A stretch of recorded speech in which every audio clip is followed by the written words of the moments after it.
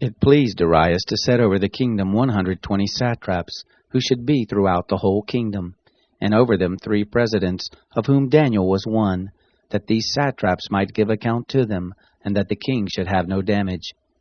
Then this Daniel was distinguished above the presidents and the satraps, because an excellent spirit was in him, and the king thought to set him over the whole realm. Then the presidents and the satraps sought to find occasion against Daniel as touching the kingdom, but they could find no occasion nor fault, because he was faithful, neither was there any error or fault found in him.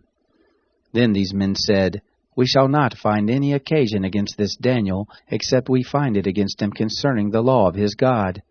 Then these presidents and counselors assembled together to the king, and said thus to him, King Darius, live forever.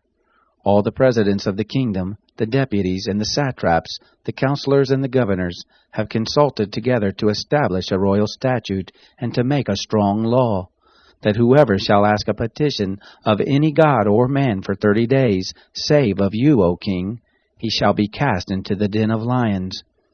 Now, O king, establish the law, and sign the writing, that it be not changed according to the rule of the Medes and Persians, which doesn't alter.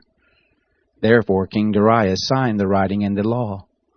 When Daniel knew that the writing was signed, he went into his house.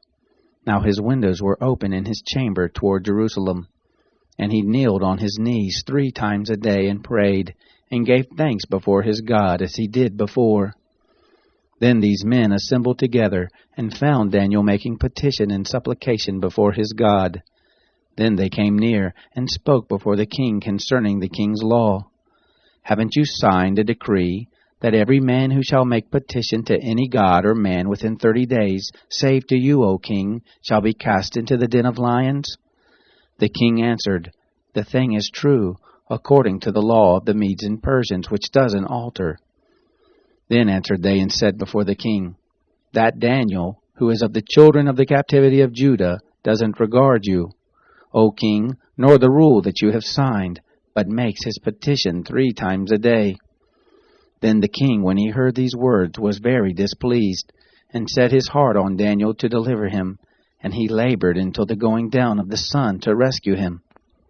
Then these men assembled together to the king, and said to the king, Know, O king, that it is a law of the Medes and Persians, that no decree nor statute which the king establishes may be changed. Then the king commanded, and they brought Daniel and cast him into the den of lions.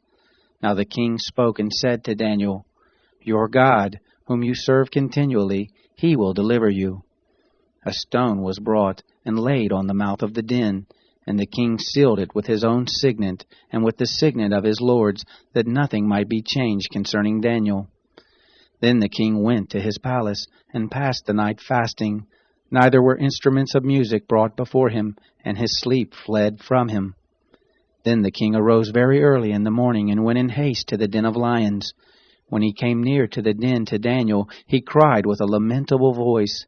The king spoke and said to Daniel, Daniel, servant of the living God, is your God, whom you serve continually, able to deliver you from the lions?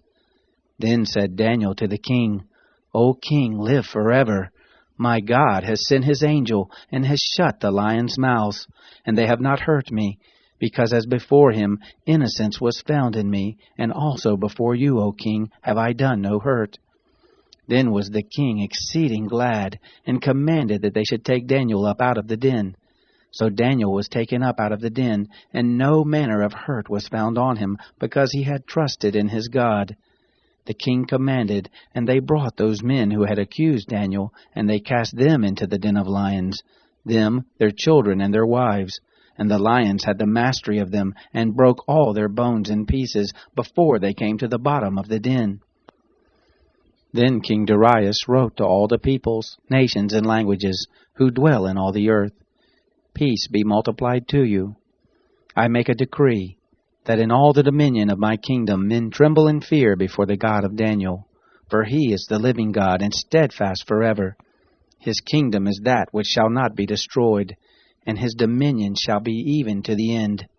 He delivers and rescues, and he works signs and wonders in heaven and in earth, who has delivered Daniel from the power of the lions. So Daniel prospered in the reign of Darius, and in the reign of Cyrus the Persian.